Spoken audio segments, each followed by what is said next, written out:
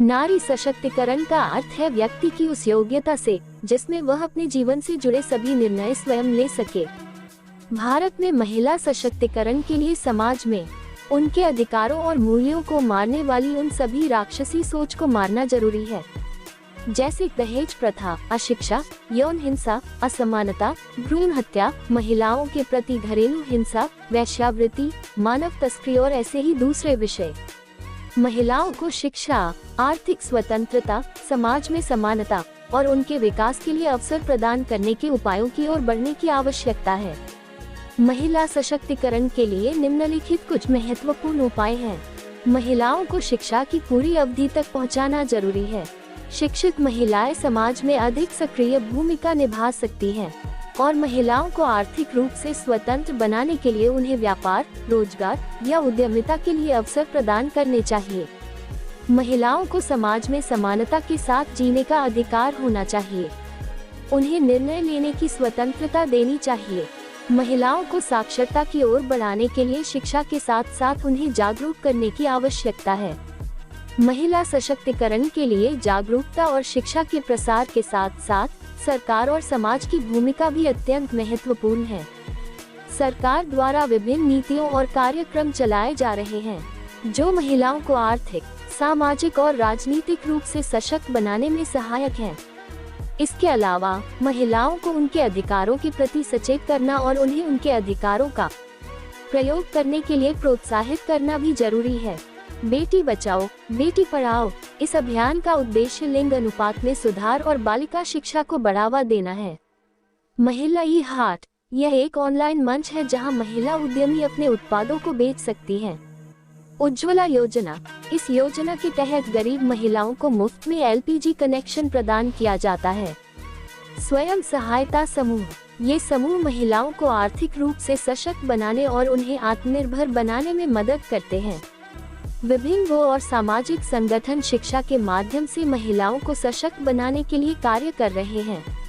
इन पहलों के अलावा महिलाओं को उनके अधिकारों के प्रति जागरूक करने और उन्हें उनके अधिकारों का प्रयोग करने के लिए प्रोत्साहित करना भी जरूरी है। इसके लिए शिक्षा और जागरूकता के प्रसार के साथ साथ समाज में लैंगिक समानता की भावना को बढ़ावा देना चाहिए। महिला सशक्तिकरण केवल सरकारी योजनाओं और कानूनों के माध्यम से ही नहीं, बल्कि समाज के हर व्यक्ति की सोच में बदलाव लाकर ही संभव है। जब हर व्यक्ति महिलाओं को समान अधिकार और सम्मान देगा, तभी सच्चे अर्थों में महिला सशक्तिकरण संभव हो पाएगा। महिला सशक्तिकरण के विषय में ये भी महत्वपूर्ण है कि समाज के हर स्तर पर महिलाओं की भागीदारी और उनके योगदान को पहचाना जाए। समाज में लैंगिक समानता को बढ़ावा देने के लिए शिक्षा, रोजगार और राजनीति में महिलाओं की समान भागीदारी सुनिश्चित करनी चाहिए।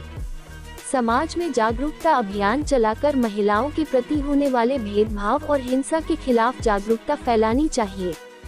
महिलाओं को कानूनी संरक्षण प्रदान करने के लिए उनके अधिकारों को मजबूत करना और उनके उल्लंघन के खिलाफ कठोर कार्रवाई करनी चाहिए।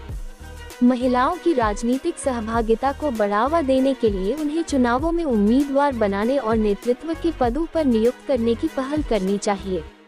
महिलाओं को आर्थिक रूप से स्वाभिमानी बनाने के लिए उन्हें उद्यमिता और व्यापार में प्रोत्साहित करना और उन्हें आवश्यक संसाधन प्रदान करना चाहिए। महिलाओं के स्वास्थ्य और पोषण के प्रति विशेष ध्यान देना चाहिए, जिससे वे अपने और अपने परिवार के स्वास्थ्य का ख्याल रख सकें। महिलाओं को सामाजिक समर्थन प्रदान करने के लिए समुदाय और समाज के स्तर पर सहायता और सलाह केंद्र स्थापित करने चाहिए। इन सभी प्रयासों के साथ महिलाओं को उनकी आवाज उठाने और अपने अधिकारों के लिए खड़े होने की शक्ति देनी चाहिए। ये समझना जरूरी है कि महिला सशक्तिकरण केवल एक व्यक्ति या समूह की जिम्मेदारी नहीं है, बल्कि यह समाज के हर व्यक्ति की सामूहिक जिम्मेदारी है। जब हम सभी मिलकर महिलाओं को सशक्त बनाने के लिए काम करेंगे, तभी हम एक समान और न्यायपूर्ण समाज की ओर बढ़ सकेंगे। सामाजिक संबंधों के अभाव में औरतों को कई स्तर पर नुकसान उठाना पड़ता है। खासकर परिवार नियोजन के संदर्भ में परिवार के सदस्य महिलाओं की गतिविधियों पर नियंत्रण रखते हैं और उनकी चुनने के अधिकार को सीमित कर देते हैं।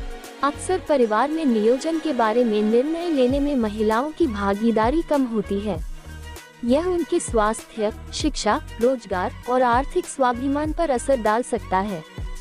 समाज में अक्सर महिलाओं को सामाजिक दबाव का सामना करना पड़ता है, जैसे कि विवाह, परिवार की अपेक्षाएं और सामाजिक स्थिति। शिक्षा और रोजगार के क्षेत्र में भी महिलाओं को अक्सर चुनौतियों का सामना करना पड़ता है। उन्हें अधिक शिक्षा और व्यावसायिक अवसरों की आवश्यकता होती है। आर्थिक स्वाभिमान के लिए भी महिलाओं को अक्सर चुनौतियों का सामना करना पड़ता है। उन्हें वित्तीय स्वाभिमान के लिए समर्थ बनाने के लिए योजनाएं और संसाधनों की आवश्यकता होती है।